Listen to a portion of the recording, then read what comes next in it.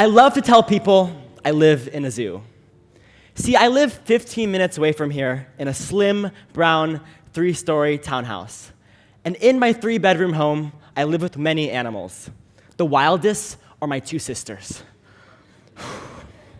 followed by me and then probably my parents. The loudest are definitely my dogs, and maybe me sometimes. And the smallest are my 2 sugar gliders, which can fit in the palm of my hand. A lot of people confuse them for squirrels, but they're actually closely related to the kangaroo. And of course, last but not least, my 17 cats. Welcome to my life. Welcome to my zoo, where 5 humans, 3 dogs, 2 sugar gliders, and 17 cats live under one roof. See, I've always loved animals. For example, let me move to all these pictures. This is me. These are my baby. Look at me. I've always loved animals.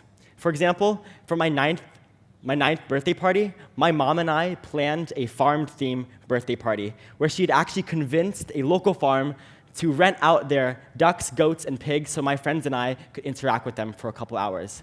They had brought these little farm animals in front of my townhouse, and I still remember this birthday party to this day.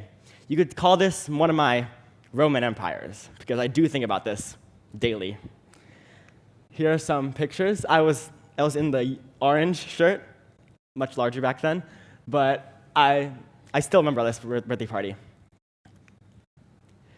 So as my love and passion for animals snowballed, I also took part in other interests, like personal finance and savings. Now this part's gonna sound nerdy, okay, so just bear with me.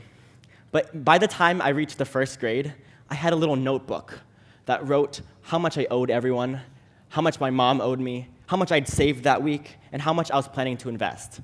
Because at that time, I also started investing in the stock market, and I also started saving to grow my other businesses. And by the time I reached 5th grade, I was running a full-time slime business, okay? I know we all remember that obsession, but I actually made bang, okay? I was making money with that slime business. I was also baking a fair amount, so if anyone wants baked goods, I still know how to bake. But then, just like everyone else in this room, my world was flipped upside down. The pandemic. COVID-19 closed many, many doors. I couldn't sell my slime nor my baked goods to my classmates anymore. I didn't even see my classmates for months on end. But then the tide shifted in 7th grade when I had submitted a proposal to a mall for a small community-based cat cafe. The call came 2 weeks after my submission. My mom answers the phone.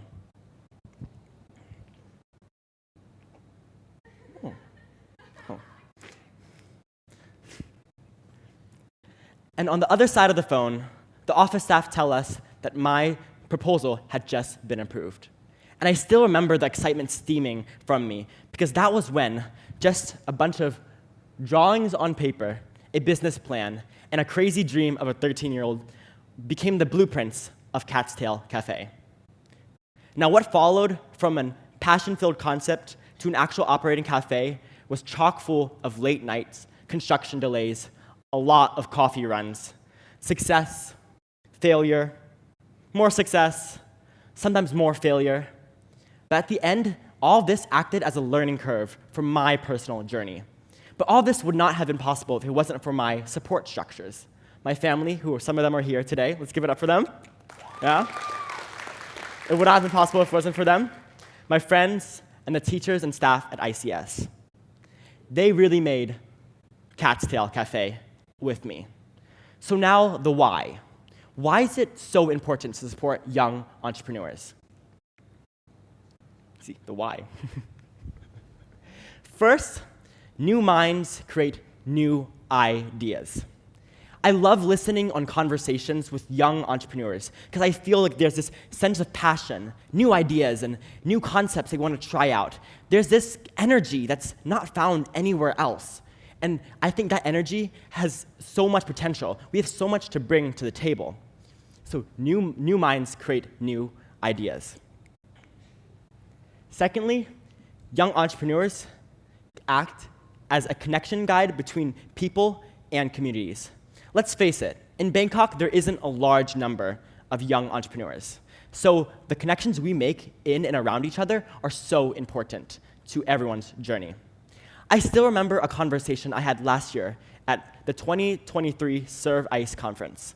Serve ICE conference is a student-led, Bangkok-based conference where a lot of international students come together and talk about the world's most pressing issues.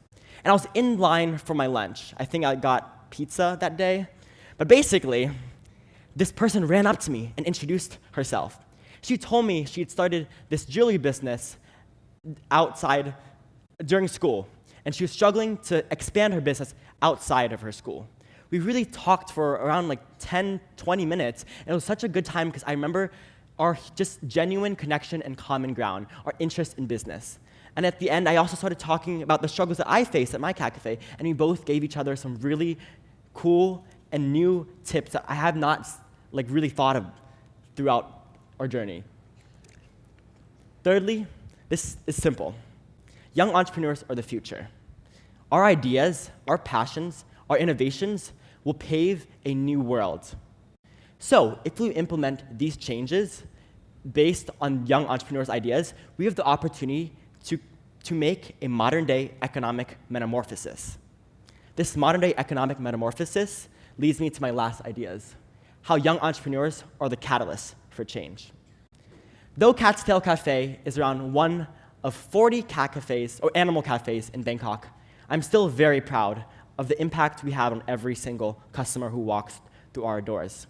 You see, one approach we took differently is the inclusion of Meo Thai in our cat family. Meo Thais are Thai cats that are normally found as common cats or stray cats. And socially, they have the reputation to be naughty, overly active, and sometimes even scary.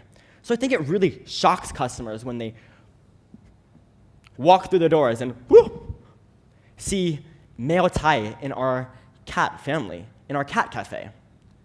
Because other animal cafes in Bangkok, other cat cafes in Bangkok, mostly house foreign cats or purebred cats, which have the common and social stigma around them that they're really nice and really cute and, of course, really Instagrammable.